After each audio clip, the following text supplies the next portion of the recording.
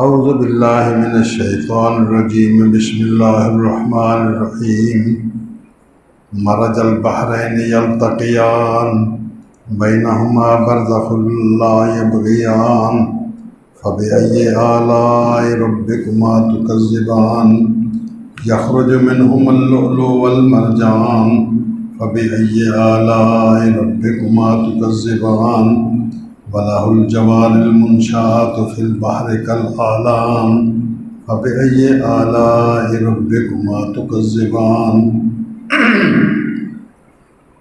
كُلُّ مَنْ عَلَيْهَا فَانٍ وَيَبْقَى وَجْهُ رَبِّكَ ذُو الْجَلَالِ وَالْإِكْرَامِ فَبِأَيِّ آلَاءِ رَبِّكُمَا تُكَذِّبَانِ يَسْأَلُهُ مَنْ فِي السَّمَاوَاتِ وَالْأَرْضِ كُلَّ يَوْمٍ هُوَ فِي شَأْنٍ فَبِأَيِّ آلَاءِ رَبِّكُمَا تُكَذِّبَانِ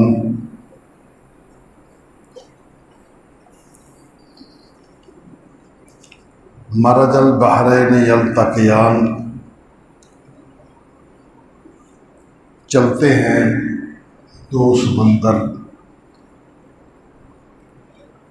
ملتے ہیں دو سمندر، یلتقیان آپس میں جڑ جاتے ہیں،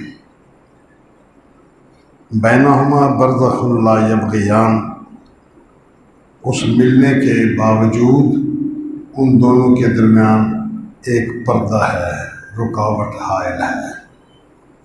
لا یبغیان، اس رکاوٹ سے آگے بڑھ کے یہ حصہ میٹھے والا دوسرے حصے پر بغاوت نہیں کرتا، اور کڑوے حصے والا سمندر کا پانی وہ میٹھے حصے پر بغاوت نہیں کرتا۔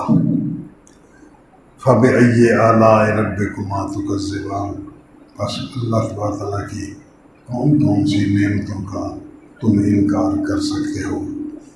یخرج منہما اللؤلؤ والمرجان، ان دونوں سمندروں کے اندر سے نکلتے ہیں موتی اور مرجان۔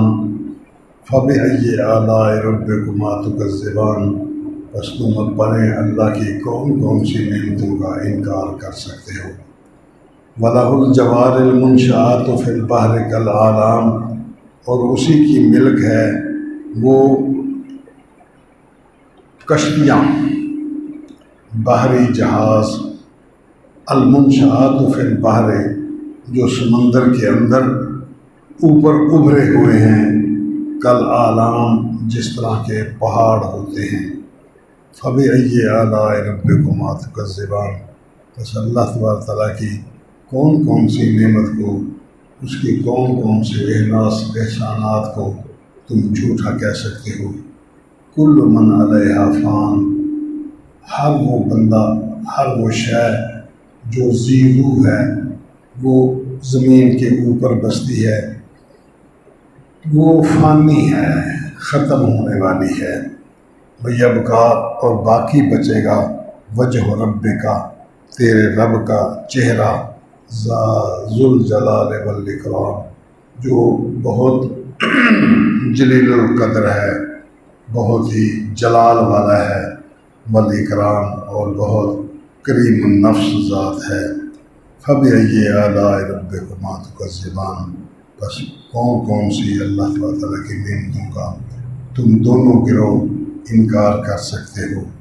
یسألہ من فی السماوات ومن فی الارض، سوال کرتے ہیں اپنی ضرورتوں کا، اپنی حاجات کا، اپنی مجبوریوں کا اس ذات سے جو یسألہ، اسی اللہ سے سوال کرتے ہیں ہر وہ شے جو آسمانوں میں ہے، جو زمینوں میں ہے۔ کل یوم ہو فی شان، ہر روز وہ اللہ اپنے نئے کام میں ہے۔ فَبِأَيِّ آلَاءِ رَبِّكُمَا تُكَذِّبَانِ، بس اللہ تعالیٰ کی کون کون سی نعمت کا تم انکار کرو گے۔ یہ جملہ اللہ تعالیٰ نے بار بار دہرایا ہے، کہیں تو بندوں پر احسانات کے معنی میں آیا، کہیں اللہ تعالیٰ کی قدرتوں، اس کے کام کاج کے کرشمے، اس کی نت نئی نئی ان احسان اور نت نئی نئی نعمتوں کا تذکرہ کرنے کے بعد انسانوں اور جنوں کو مخاطب کیا گیا ہے۔ چنانچہ آج کی ان آیات میں سب سے پہلے جس چیز کا ذکر کیا گیا وہ مرج البحرین یلتقیان۔ پہلے یہ بات گزر چکی تھی کہ رب المشرقین و رب المغربین، وہ دونوں مشرقوں کا رب ہے اور دونوں مغربوں کا رب ہے۔ دو مشرقوں سے مراد یا تو یہ ہے کہ ہر روز سورج الگ جگہ سے طلوع ہوتا ہے، کل جہاں سے طلوع ہوا تھا آج اس سے ذرا ہٹ کر دوسری جگہ سے طلوع ہوا ہے۔ اسی طرح شام کو جو غروب ہوگا وہ بھی کل کے غروب ہونے کے وقت اور مقام سے ذرا ہٹ کر وہ غروب ہوگا۔ اسی کو رب المشارق والمغارب بھی کہا گیا ہے کہ وہ رب ہے مشارق کا اور مغارب کا، کہ پوری دنیا میں جتنی مشرقیں ہیں 360 مشرقیں، 365 مشرقیں اور 360 یا 65 مغربین، یہ سارے کے سارے مشارق اور سارے مغارب ان کا رب ہے۔ اس کا یہ مطلب بھی تھا کہ جہاں سورج طلوع ہوتا ہے، جہاں غروب ہوتا ہے ہر روز، اور ان کے درمیان میں جو چیز پیدا ہوئی ہے، ہوتی رہے گی، وہ ساری کی ساری ہر شے کا مالک وہ ہے، کوئی بندہ دوسرا کسی چیز کا مالک نہیں۔ بندے کی جو فطرت یا کیفیت ہے کہ اس کے ذمے اس کے نام 2 مرلے 4 مرلے 1 کنال زمین کی کاغذات میں لگ جاتی ہے، وہ چند سالوں کے بعد وہ مٹ جاتی ہے، اس کے مالک اور بن جاتے ہیں، بھلے اس کی اپنی اولاد ہو یا وہ اپنے آپ ہی بیچ کر کسی اور کو دے کر مر جائے، تو وہ زمین اس کی عارضی ہے، کل کو اس کو کوئی نام نشان بھی وہاں باقی نہیں رہتا۔ آج جہاں اس کے کوٹھیاں اور محل بنے ہوئے ہیں، کل ان کوٹھیوں اور محلوں کا مالک کچھ اور ہوگا، کوئی اور بن جائے گا، وہ اپنے ہاتھوں دے جائے یا اس کے مرنے کے بعد وہ بٹوارا ہو جائے، اور وہ کچھ حصہ کسی کے حصے میں آ گیا، کچھ حصہ کسی کے حصے میں آ گیا۔ ان تمام حصوں کی مالکی اس کے نام وہ چند سالوں تک باقی رہ سکتی ہے، اس کے علاوہ نہیں، اور یہ مالکی اللہ کے نام وہ ہمیشہ کے لیے ہے۔ پیدا کرنے والا وہ ہے، اس پر سورج چڑھے یا نہ چڑھے، بادل آئیں، آندھیاں آئیں، بارشیں ہوں، یا بالکل سفید چٹا دن چڑھتا رہے، وہ ہر طرح کی مالکی اسی کی ہے، اور ہر شے فنا ہونے والی ہے، اسی کے پاس باقی رہنے والی، وہ خود بھی باقی رہنے والا ہے۔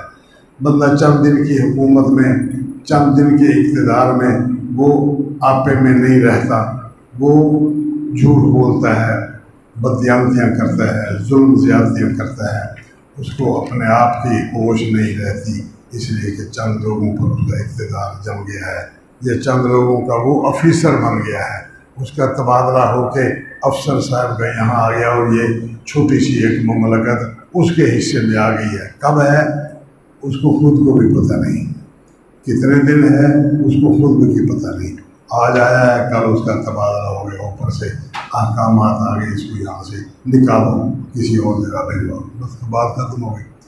وہ جہاں اس نے جو کچھ کیا تھا وہ سارے کا سارا دھرے کا دھرا رہ جاتا ہے، لوگ اس کی دعوت کر لیتے ہیں، اچھا جی بڑی مہربانی آپ چند دن یہاں رہے، اب کس کو یہاں سے نکلو، کوئی اور آئے گا۔ اپنے ہاتھوں سے یہ ماجرا، یہ تماشا ہم روز دیکھتے ہیں، اس کا انجام کبھی ہم نے نہیں سوچا۔ اس لیے اللہ پاک نے فرمایا رب المشرقین و رب المغربین مرج البحرین یلتقیان۔ مرجا کا اصل معنی ہوتا ہے مل جانا، دو چیزوں کا آپس میں اکٹھا ہو جانا۔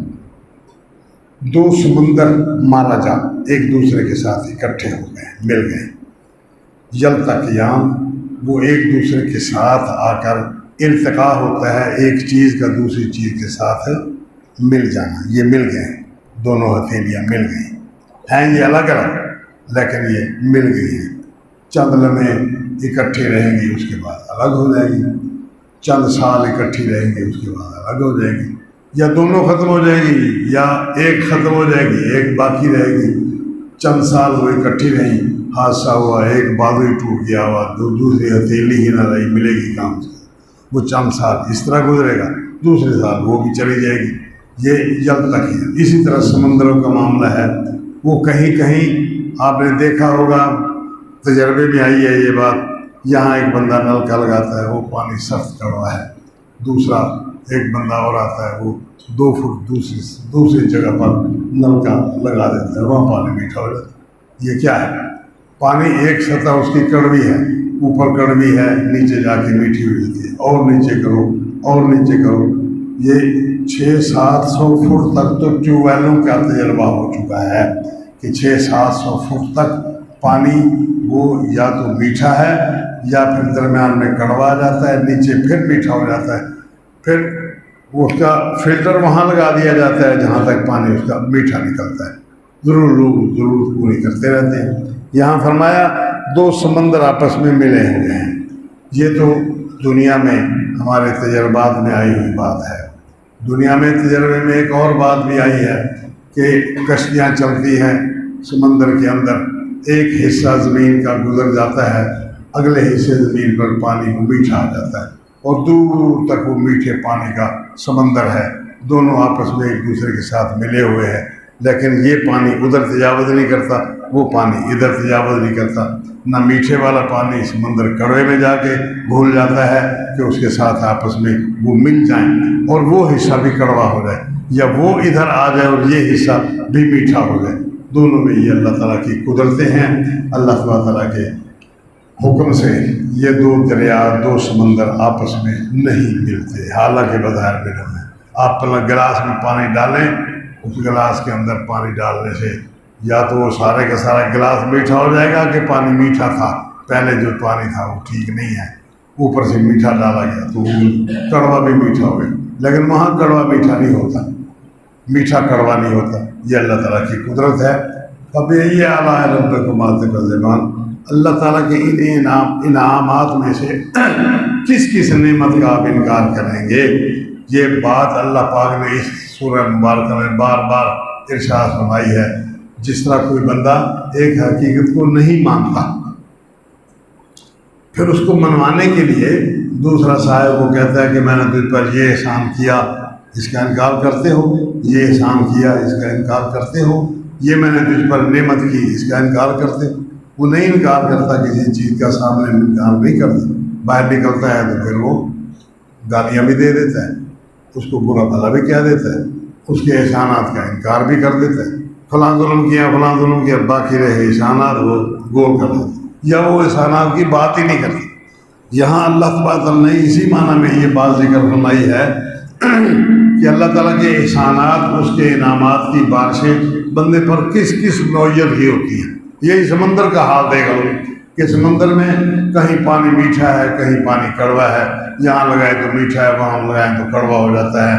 اب یہاں بور کیا تو پانی اور طرح کے نکلا ہے، وہاں بور کیا تو پانی، حالانکہ چند فٹوں کا فاصلہ، بلکہ بعض اوقات تو چند انچوں کا فاصلہ ہوتا ہے۔ سمندر کے اندر جو حصہ میٹھے پانی کا آتا ہے، بحری جہاز والے لوگ وہاں سے پانی بھر لیتے ہیں، اپنے پاس ان کا جو ٹیوبویل ہوتا ہے دستی، وہ لگایا اور پانی اپنے ٹینکوں میں بھر لیا، وہ حصہ میٹھا، اس کا رنگ ہی الگ ہے، دوسرا حصہ کڑوا ہے، اس کا رنگ ہی الگ ہے۔ مچھلیاں دونوں میں چلتی پھرتی ہیں، ادھر کی مچھلیاں ادھر کی ادھر، دونوں طرح اللہ تعالیٰ کی نعمتیں ہیں۔ اب کڑوا پانی ہے لیکن اس کے اندر مچھلی اللہ پاک نے میٹھی رکھی، اس کا گوشت کھائیں اس کا لذت الگ ہوتی ہے، اس کا گوشت کھائیں اس کی لذت الگ ہوتی ہے، اس کے ذائقے کے علاوہ اس کی خاصیت الگ الگ ہے، اس کی خاصیت الگ الگ ہے۔ اللہ تعالیٰ نے پورے سمندر کے اندر ایک تجربے کی آئی ہے بات، لوگوں نے اس کا تجربہ کیا کہ 100 میل کی پٹی کے اندر جس طرح کے جانور پیدا کیے ہیں، اگلی 100 میل کی پٹی میں اس جانور کے علاوہ اور جانور پیدا کیے۔ میں نے ایک حکیم سے پوچھا کہ ہم کراچی رہتے ہیں، کون سی مچھلی زیادہ کھائیں؟ وہ ہنس پڑا، بزرگ آدمی تھا، ہنس پڑا، کہتا ہے مچھلی جو آپ کے علاقے میں، آپ کے ساحل پر جو مچھلی ملتی ہے نا، یہ نہ پوچھے کہ ان میں کون سی کھائیں، بس آپ ہر مچھلی کھائیں جو یہاں کی پیداوار۔ اللہ تبارک نے آپ کے اس ایریے کے جو ماحول بنایا ہے نا، اس ماحول کے لیے اس مچھلی کا گوشت موزون تر ہے. آپ باہر سے لا کر یہاں کھائیں گے وہ مفاد حاصل نہیں ہوگا جو یہاں کی مچھلی کا آپ کو مفاد حاصل ہوگا.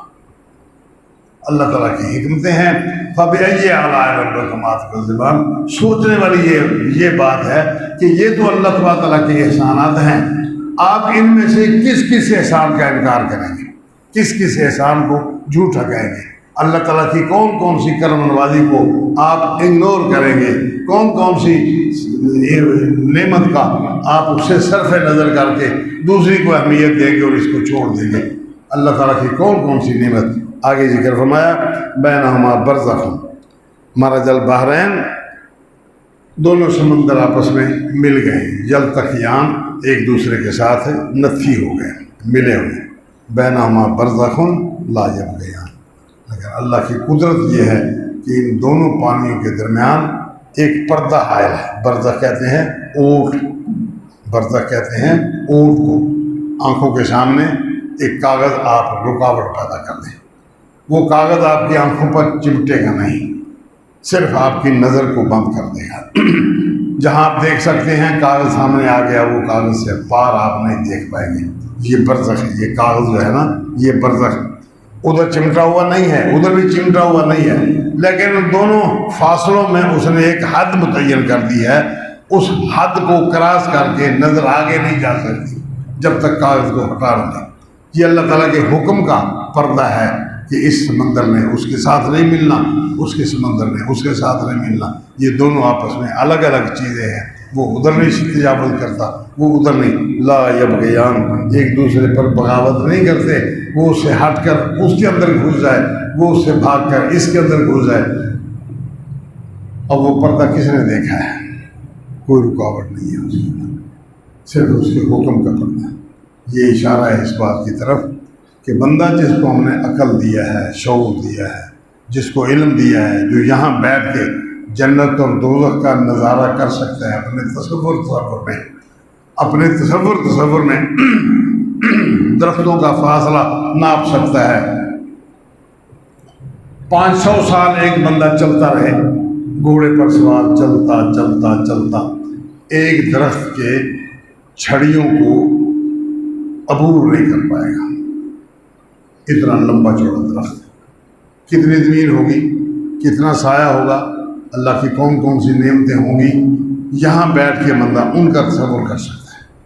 پھر آگے ذکر فرمایا کہ ہم ان لوگوں کو جو ہماری باتوں کو نہیں مانتے، جو ہمارے انبیاء کی بات نہیں مانتے، جو ہمارے بارے میں غلط تصور رکھتے ہیں، ہمیں چھوڑ کر ہماری مخلوق کے پیچھے چلتے ہیں، تقلید کا جو بھوت ان کے دل میں سوار ہے، وہ کسی بندے سے اتنے متاثر ہو جاتے ہیں کہ اس کے کسی ایک چھوٹے سے کرشمے یا اس کے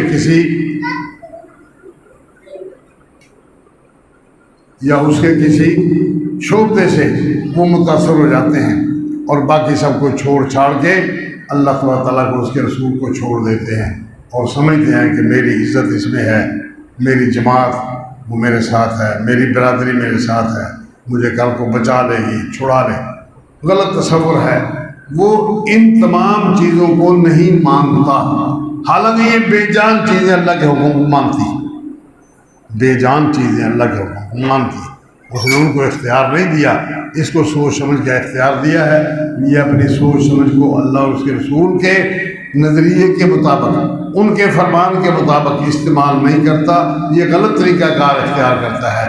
اس لیے فرمایا کہ باقی نعمتوں کو تم دیکھو، وہ نعمتیں ہم نے تم کو دی ہیں، ان نعمتوں میں سے کس کس نعمت کا تم انکار کر سکتے ہو. یخرج منہم اللؤلؤ والمرجان، اس کے اندر سے نکلتے ہیں موتی اور مرجان. مرجان یہ ایک درخت ہے، اللہ کی قدرت ہے. سمندر کی تہ میں پیدا ہوتا ہے، سمندر کی تہ میں پیدا ہوتا ہے. بہت بڑا درخت نہیں ہوتا، بس اتنا سا بن جاتا ہے زمین سے لے کر اتنا کے اوپر. اس کی شاخیں ہوتی ہیں، پتے نہیں ہوتے، ٹھوس ہوتی ہے شاخیں. وہ بڑھتا ہے، نیچے درخت، اوپر اس کے ایک ٹہنی اس طرح نکل گئی، ایک ٹہنی اس طرح نکل گئی، سیدھا نکل گیا، وہاں سے پھر ٹہنیاں نکل جاتی ہیں۔ عام طور پر دوائیوں کے کام آتا ہے۔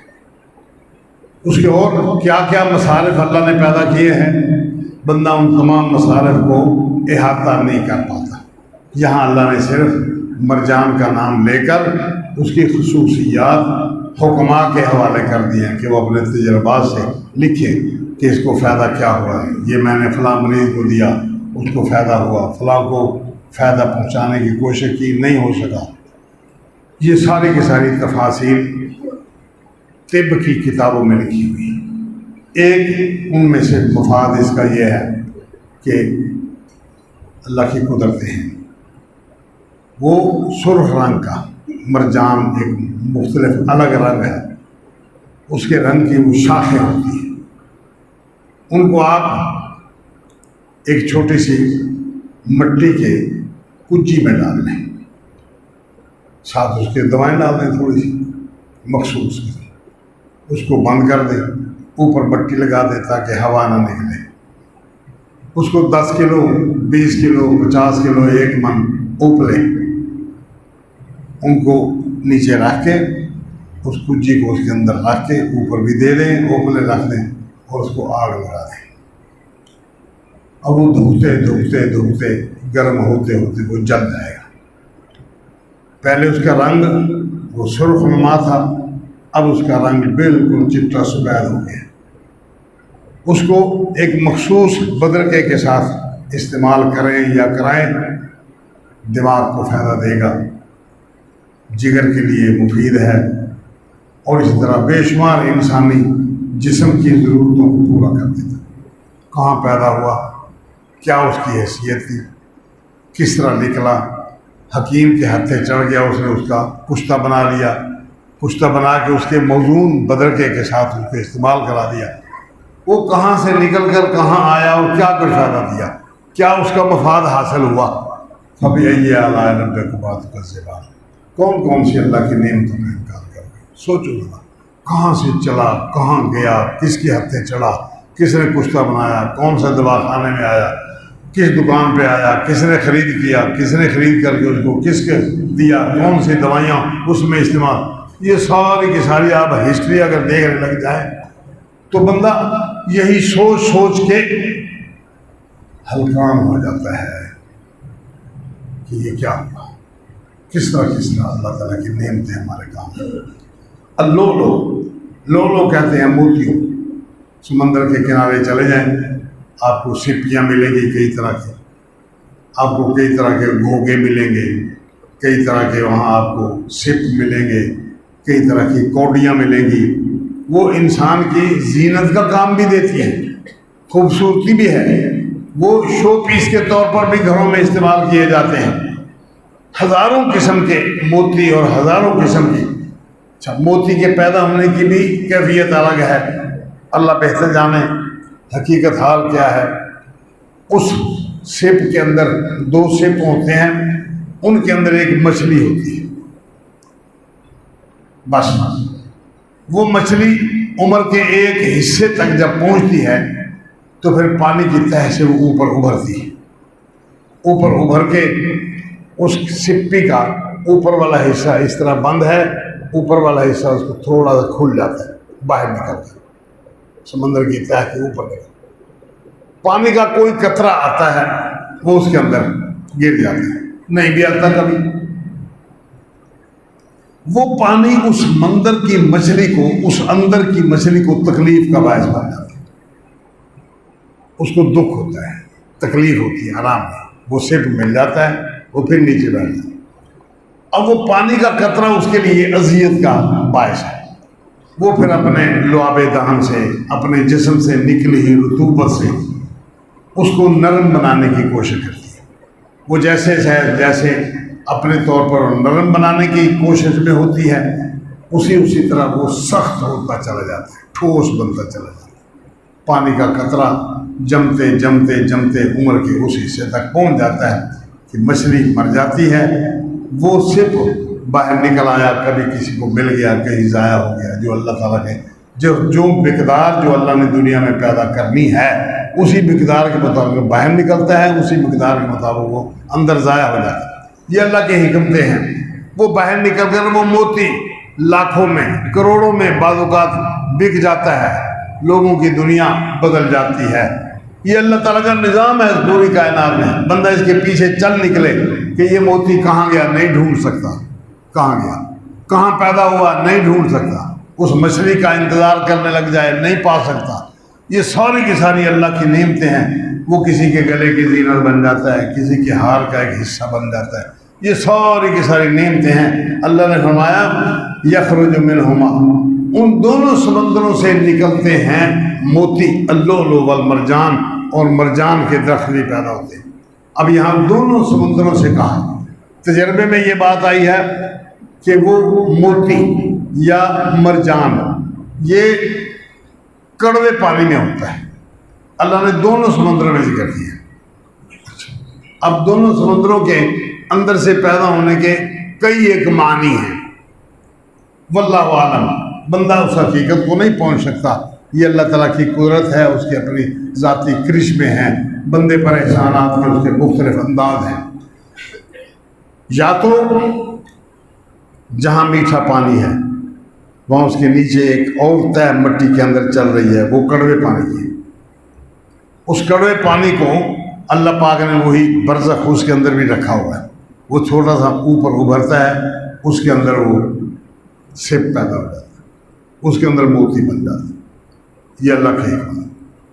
میٹھے پانی میں ہے تو میٹھے پانی میں وہ وہی رہتا ہے، کچھ ہلکے کے اندر وہی پیدا ہوتا ہے، پھر وہ اپنے زور سے قوت سے باہر نکل جاتا ہے، وہ کڑوے پانی میں آ جاتا ہے۔ یا پھر کڑوے پانی اور سمندر کا وہ حصہ جہاں وہ دونوں حصے ایک دوسرے کے ساتھ مل رہے ہیں، کچھ حصہ کڑوے پانی کا آ جاتا ہے، کچھ میٹھے پانی کا آ جاتا ہے، وہاں پہ یہ اللہ بہتر جانتا ہے۔ حقائق کوئی بندہ آج تک نہیں بیان کر پایا، اپنے اپنے تجربات ہیں، اپنے اپنے خیالات ہیں۔ اللہ تبارک تعالیٰ نے انسان کے ذہن کو اس موضوع پر چھوڑ دیا ہے کہ اپنے تجربات کرو۔ اس نے کچھ بیان کیا، اس نے کچھ بیان کیا۔ حقیقت کیا ہے؟ حقیقت یہ ہے یخرج منہم اللؤلؤ والمرجان، دونوں سمندروں کے اندر سے وہ یا تو دونوں کے ملنے کے بعد یا اس سے الگ دونوں کے الگ الگ پیدا کردہ موتی اور پیدا کردہ اس کے مرجان کے حصے ہیں۔ یہ اللہ بہتر جانتا ہے۔ ہمیں بہرحال دونوں مرجانوں سے اگر دو ہیں تو دونوں سے یہ فائدہ حاصل ہوتا ہے جو میں نے ذکر کیا ہے۔ اس کے علاوہ کچھ اور بھی مفادات اللہ تعالیٰ نے انسان کے لیے پیدا کیے ہیں۔ انسان ان دونوں چیزوں میں سے کس چیز کا انکار کر سکتا ہے؟ یہ تو وہ چیزیں ہیں جو عام انسانوں کو سمجھ نہیں آتی۔ وَلَهُ الْجَوَارِ الْمُنشَآتُ فِي الْبَحْرِ كَالْأَعْلَامِ، اور اللہ تبارک تعالیٰ ہی کی ملک ہے الجوار، یہ جاریہ کی جمع ہے۔ جاریہ کہتے ہیں سمندر میں چلنے والی کشتی کو۔ اب چھوٹی کشتی اس کا پینتا چوڑا ہوتا ہے، ایسا ایسا آگے جا کے وہ یوں ٹیڑھا ہو جاتا ہے۔ جو بڑے جہاز ہیں ان کا پینتا نیچے بالکل اس طرح سپاٹ لکڑی کی طرح ہوتا ہے، اوپر چڑھ کے تھوڑا سا پھر وہ اس طرح پھیلتا ہے، پھیلتے پھیلتے وہ بحری جہاز بن جاتا ہے۔ اب سمندر کی خصوصیت دیکھیں کہ سمندر کی خصوصیت میں آپ ایک سوئی ڈال دیں پانی کے اندر، وہ بہتے بہتے بیٹھتے بیٹھتے بیٹھتے بیٹھتے اللہ بہتر جانے اس کی کہاں جا کے نیچے دب جاتی، اوپر نہیں ابھرتی، اوپر نہیں ابھرتی۔ اب ایک سوئی کا کتنا وزن ہوگا؟ اور اسی طرح اگر ایک آپ پھٹا وہاں رکھ دیں، وہ پھٹا تیر نکلے گا، لیکن پانی کے اثر سے آہستہ آہستہ آہستہ 2 مہینہ 2 مہینے 6 مہینے جو اللہ نے اس کی مدت کو کر رکھی ہے، اس کے بعد وہ گل سڑ کے پھٹ کے سمندر کا حصہ بات ختم ہو۔ مگر اللہ تعالیٰ نے انسان کو یہ عقل دی ہے کہ ان پھٹوں کو اس طریقے پر جوڑتا ہے کہ اس کے نیچے والا حصہ سیدھا ایسے ہوتا ہے، اس کے بعد پھر ایسا ایسا اوپر سے یوں کھلتے کھلتے وہ بڑا سارا جہاز بن جاتا ہے۔ اب اس کے اوپر آپ لاکھوں ٹن وزن ڈال دیں، لاکھوں ٹن، ایک سوئی نہیں، لاکھوں ٹن وزن ڈال دیں۔ جہاں کہیں اس کو سمندر میں ہوا کے تھپیڑے لگتے ہیں اور موجیں نکلتی ہیں، ان کے اندر وہ ڈولتا ہے، کبھی ادھر کبھی ادھر، کبھی آگے کبھی پیچھے، کبھی رکتا ہے، وہ آہستہ آہستہ آہستہ اپنی منزل تک پہنچ جاتا ہے۔ لاکھوں ٹن وزن لے کے منزل پر پہنچ گیا، یہ اللہ کی حکمت ہے۔ آپ ایک سوئی وہ اس کو وہاں چھوڑ دیں کہ چلی جائے یہاں سے اس کنارے پر، وہ 1 انچ بھی آگے نہیں بڑھتی، وہیں سے نیچے گئی۔ یہ سب کیا ہے؟ اللہ تبارک و تعالیٰ کی حکمت، اس کی مالکی ہے۔ اس نے انسان کے ذہن میں یہ تاثر، یہ تصور ڈال دیا ہے کہ اس نے اس طرح لکڑیاں جوڑ کر جو جہاز بنایا ہے، وہ سمندر کے اوپر تیر رہا ہے، جا رہا ہے، لاکھوں ٹن وزن لے کر ایک جگہ سے دوسری جگہ منتقل ہو جاتا ہے۔ انسان کا ذہن یہ سب کچھ تو سوچ سکتا ہے، صرف نہیں سوچ سکتا تو قرآن مجید نے ایک مقام پر ذکر کیا ہے، الف لام را کتاباً احکمت آیاتہ ثم فصلت من لدن حکیم خبیر۔ یہ کتاب ہے، اس کی آیات اس کو حکمت سے بھر دیا گیا ہے، دانائی اور عقل مندی کے سوچ سے بھر دیا گیا ہے۔ پھر اس کی تفصیل قرآن مجید نے ذکر کر دی ہے، من لدن حکیم خبیر، یہ ایک حکمت اور دانائی کے بھرے ہوئے ذہن سے نکلی ہے، اور ایک خبردار ذہن سے نکل کر اس کی تفصیل لوگوں تک پہنچی۔ یعنی اس قرآن مجید کے احکامات، آیات کے پیچھے کیا ہے؟ ایک بہت بڑی ذہانت اس کے پیچھے ہے۔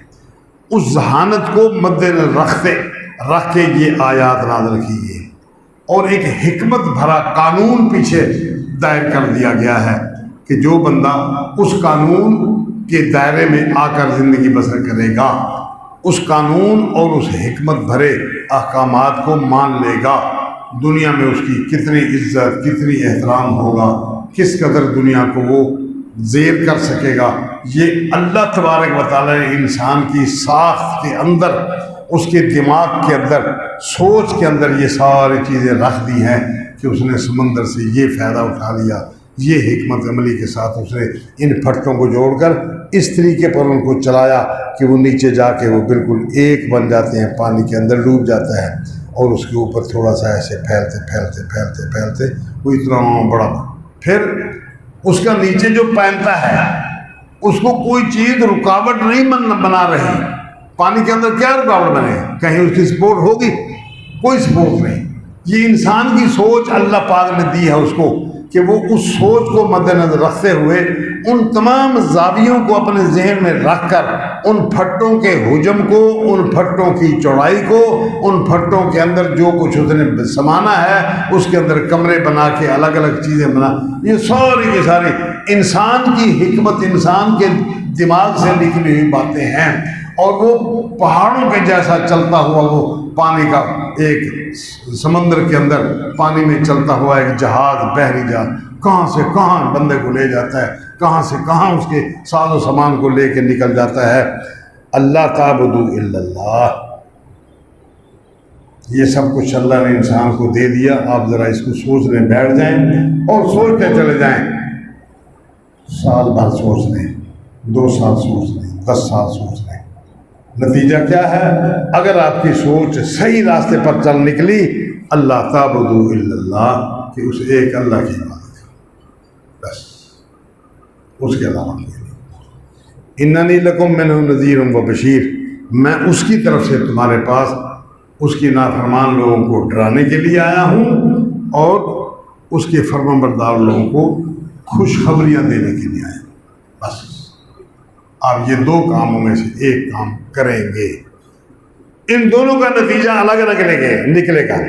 وَأَنِ اسْتَغْفِرُوا رَبَّكُمْ، اور اپنے رب سے بخشش مانگو، دعائیں مانگو، اللہ تعالیٰ ہمارے گناہوں کو معاف کر دے، یہ دعائیں مانگو۔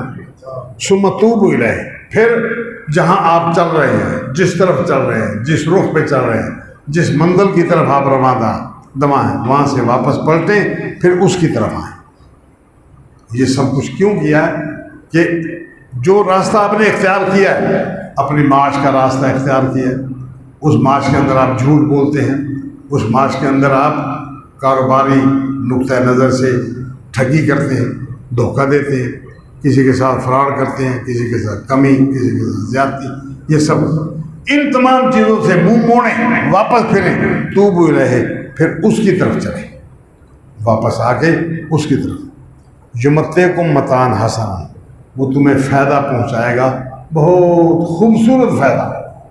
اب متاع حسن، ساز و سامان حسن، خوبصورت اللہ، سچ بولیں، نتیجہ کیا نکلے گا؟ نتیجہ یہ نکلے گا کہ آپ دن بدن یہ نہیں کہ آپ کو شاید محسوس بھی نہ ہو، کسی بندے کو محسوس بھی نہ ہو کہ مجھے کیا فائدہ مل رہا ہے، کیا چیز حاصل ہو رہی ہے۔ یہ مدتوں کے بعد کسی نے آپ کو متوجہ کیا کہ آپ نے یہ کیا، وہ آپ نے وہ کیا، آپ کو خود خیال آیا، شیطان کے چنگل سے نکلے، اور پھر آپ نے دیکھا کہ یہ اتنا بڑا مفاد، میں نے 10 روپے سے کاروبار شروع کیا تھا، 1 لاکھ سے شروع کیا گیا، آج میرے پاس اربوں خربوں پیسے ہیں۔ یہ کہاں سے آیا ہے سب کچھ؟ اس کے پیچھے کیا ہے؟ بیک گراؤنڈ میں کیا کیا چیزیں اس کے ساتھ پنہاں ہیں؟ اس کے پیچھے ہے زکوٰۃ ادا کرنا، اس کے پیچھے ہے سچ بولنا، اس کے پیچھے ہے اللہ کی آزمائش، اس کے پیچھے ہے اللہ کی آزمائش کہ اس بندے کو دے کے چلاؤ، اس کس طرح چلتا ہے۔ اور پھر چلتے چلتے جب وہ اللہ تعالیٰ کی حد مقرر کردہ حد کو پھلانگ جاتا ہے، پھر یک لک گرفت آ جاتی ہے، پھر نہ آگے کا نہ پیچھے کا۔ یہ سارے کے سارے حالات بندے کے ساتھ اللہ پاک نے پیدا کر رکھے ہیں۔ الی اجل مسمى، ایک وقت متعین تک، ویؤتی کل ذی فضل فضلہ، اور ہر فضل والے بندے کو مزید فضل عطا کر دیتا ہے۔ جس بندے کے اندر جو گیٹس ہوتے ہیں ان گیٹسوں کو مزید بڑھا دیتا ہے۔ جو نیکی والے گیٹس ہیں وہ ایسا ایسا بڑھتے چلے جاتے ہیں اور بندہ مکمل نیکیوں میں آ جاتا ہے۔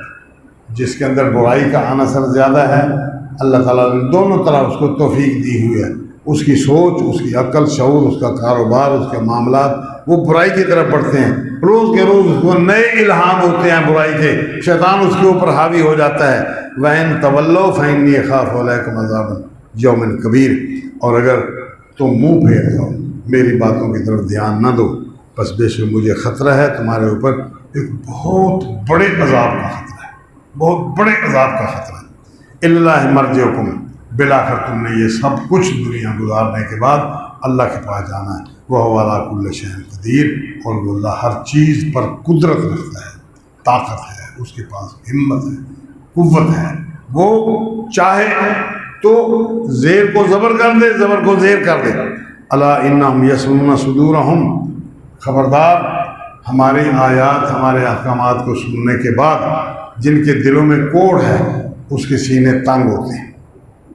اللہ کا حکم سن کے، ایک اللہ کی پوجا کی دعوت دے کر سننے کے بعد ان کا دل سکڑتا ہے۔ یہ کیا ہو گیا؟ یہ اتنے سارے ہم نے پیر فقیر بنا رکھے ہیں، اتنے داتا بنا رکھے ہیں، اس نے سارے داتاؤں کا انکار کر کے صرف ایک اللہ کے سامنے سب کچھ اس کی ذمہ لگا دیا ہے۔ لِيَسْتَخْفُوا مِنْهُ، یہ چھپتے چھپاتے تم سے نکلنے کی کوشش کرتے ہیں۔ الا حین یستغشون ثیابہم، خبردار جب یہ لوگ تیرا آواز سن کے اپنے کپڑوں کو سمیٹتے ہیں، یعلم ما یسرون وما یعلنون، اللہ تعالیٰ جانتا ہے جو یہ اپنے دل میں پوشیدہ رکھے ہوئے ہیں تیری بات کے خلاف، تیری بیان کردہ توحید کے نظریات کے خلاف، تیری رسالت کو نہ مانتے ہوئے، یہ تیرے احکامات کی نافرمانی کرتے ہوئے ان کا دل سکڑتا ہے، پریشان ہوتے ہیں۔ وما یعلنون، اور جس کا یہ بظاہر اعلان کرتے ہیں کہ جی ہاں ہم نے مان لیا، جی یہ رسول بہت اچھا ہے، اس کے احکامات بہت اچھے ہیں، یہ مولوی صاحب بہت اچھے ہیں، یہ قرآن بیان کرتے ہیں، یہ حدیث بیان کرتے ہیں، یہ مولوی صاحب بہت اچھے ہیں، یہ ڈوڑے مائیے بھی پڑھ لیتے ہیں ساتھ، کبھی ادھر کے کبھی، یہ سب کچھ جو دل میں بندے کے آ رہا ہے، جس کا اظہار نہیں کر رہا وہ بھی وہ جانتا ہے، اور جس کا جمعے کے خطبے سے اٹھنے کے بعد جا کے اظہار کرتے ہیں اس کا بھی پتہ ہے، جلسہ سن لیا اس کے اندر اظہار جو کر لیا اس کا بھی پتہ ہے، جو چھپا کے دل میں رکھ لیا اس کا بھی پتہ ہے۔ انہ علیم بذات الصدور، اللہ تعالیٰ جانتا ہے سینے کے اندر کے رازوں کو۔ وما من دابۃ فی الارض الا علی اللہ رزقها، کائنات میں کوئی پاؤں پر چلنے والا جانور، رینگنے والا جانور، کوئی ذی روح چیز ایسی نہیں مگر اس کا رزق اللہ تبارک تعالیٰ کے ذمے ہے۔ یعلم مستقرہا، اس چیز کے رہنے کی جگہ کو جانتا ہے، کون سے بل میں رہتی ہے، کون سے جنگل میں، کس جگہ پر، کس غار میں رہتی ہے، یا زمین کے کس حصے پر کون سا بندے نے کہاں کوٹھی بنائی ہے، وہ کہاں رہتا ہے، جہاں اس کی رہائش ہے اس کو جانتا ہے۔ وہ مستودعہا، اور جہاں اس نے مرنے کے بعد جا کے زمین کی مٹی کے اندر سمانا ہے اس کو بھی جانتا ہے۔ بندے کی میت کے بعد، مر جانے کے بعد جہاں اس نے رہنا ہے زمین کے اندر، اس کو پہلے سے پتا ہے کہ یہ فلاں جگہ پر دفن ہوگا، بھلے یہ آیا کہاں سے ہے، کیوں آیا ہوگا، کیا کس جگہ کے لیے آیا ہے، یہ سب کچھ اس کو پتا ہے۔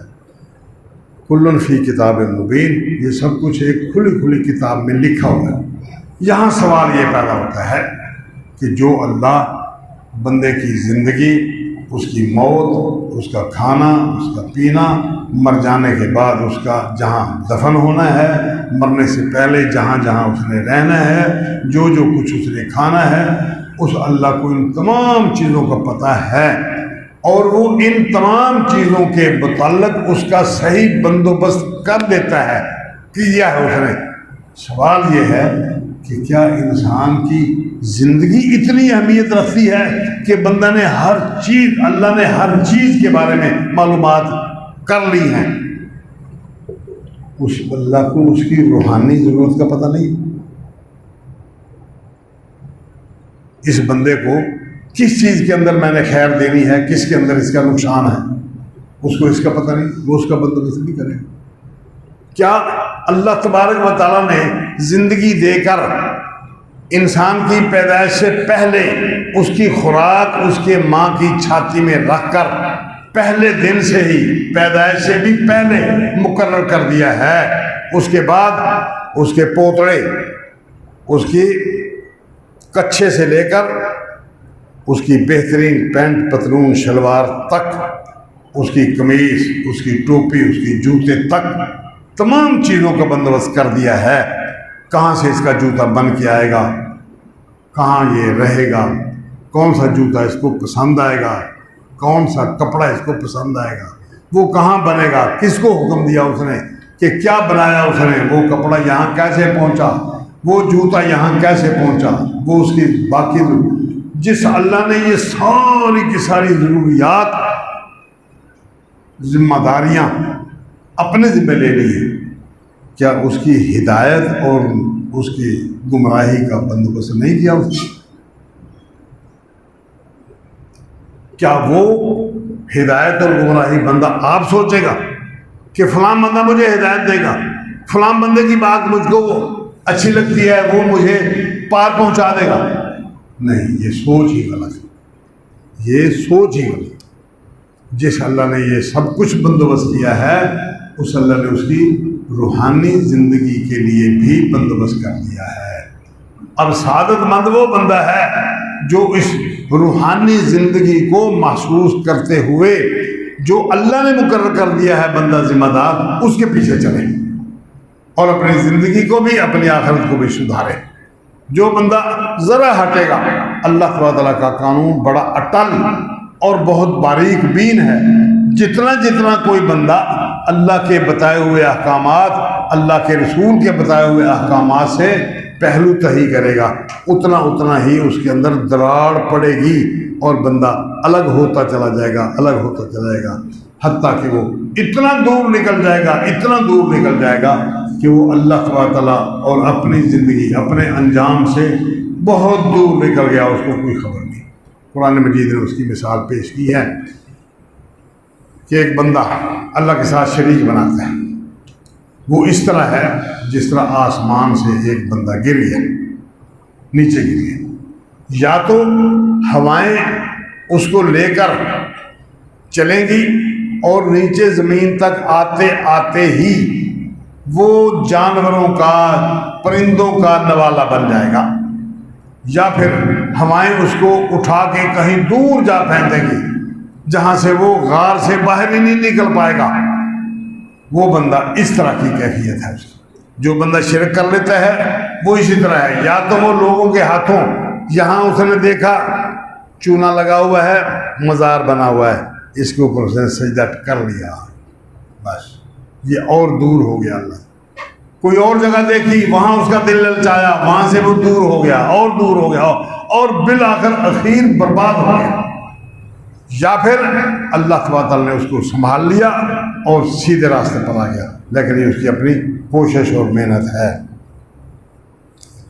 فَبِأَيِّ آلَاءِ رَبِّكُمَا تُكَذِّبَانِ، آگے ذکر فرمایا کُلُّ مَنْ عَلَيْهَا فَانٍ، جو کچھ اس زمین کے اوپر ہے وہ ہر شے فنا ہونے والی، ہر شے فنا ہونے والی۔ دیکھیں قرآن نے یہ ذکر کیا، قوم عاد بہت طاقتور قوم تھی، قوم سمود بہت طاقتور قوم تھی، فرمایا یہ اور ان کے جیسی دیگر قومیں دنیا میں آئیں، وہ آپ کو جو کچھ قوت دی گئی ہے نا ایٹم بم تک، اور اس سے آگے جو بھی مزید جو بم تیار ہونے ہیں، ان لوگوں کے پاس جو کچھ تھا تمہارے پاس اس کا 10واں حصہ بھی نہیں دیا۔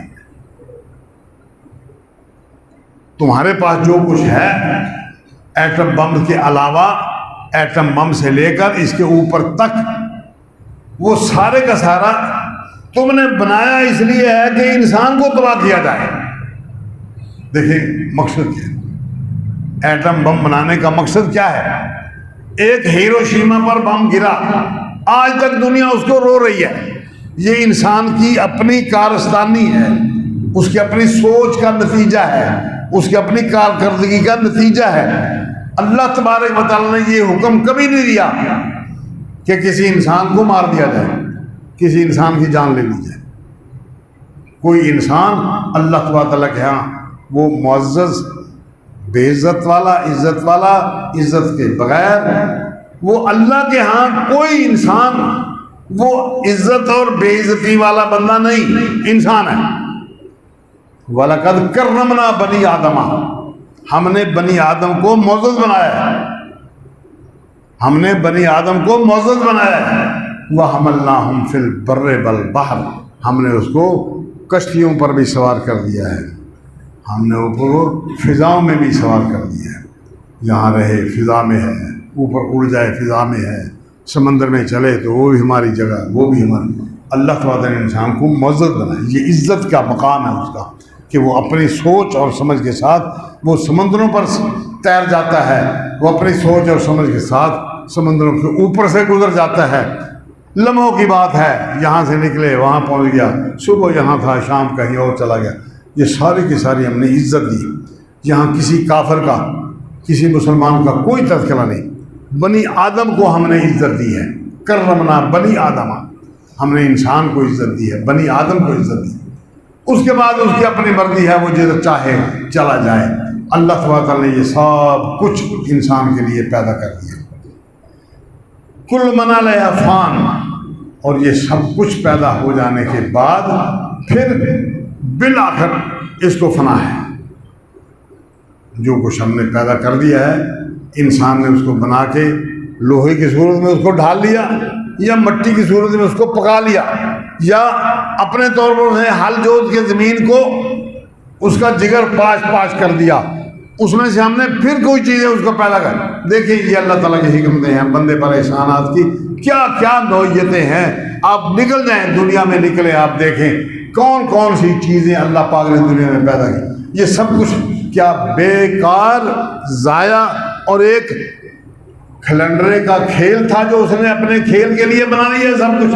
نہ، فرمایا کہ ہم اگر کھیل کود کے لیے، چند لمحوں کے لیے، فٹ بال کھیلنے کے لیے، گلی ڈنڈا کھیلنے کے لیے کوئی چیز بناتے تو ہم اپنی طرف سے الگ کوئی چیز پیدا کر لیتے۔ ہماری گلی ڈنڈے کا انداز اور ہوتا، ہمارے فٹ بال کا انداز اور ہوتا، وہ ہماری چاہت، ہم اپنا دل پشاوری کرنے کے لیے یہ سب کچھ بنا لیتے۔ نہیں، ہم نے انسان کو بنایا ہے، اس کا ایک پروسیس بنایا ہے، اس کا ایک طریقہ کار بنایا ہے۔ اس نے کبھی یہ باتیں نہیں سوچی، اس کو کائنات میں چل پھر کے یہ باتیں سمجھ نہیں آئیں۔ کیوں نہیں آئیں؟ صرف اس لیے کہ جو بندہ کم بخت ہے، بد نصیب ہے، اس کو یہ باتیں سمجھ نہیں آتی۔ اللہ تک پہنچانے والے جو لوگ ہیں وہ اس کو نظر نہیں آتے، اس کو نظر آتی ہے برادری کے چند لوگ، وہ ان کے سہارے پر دنیا میں زندہ ہے۔ اگر یہاں سے نکل گیا تو پھر کیا ہوگا؟ آگے دنیا بند ہوگی، ختم ہو جائے گی، پھر کیا کریں؟ یہ سوچ ہی غلط، محدود۔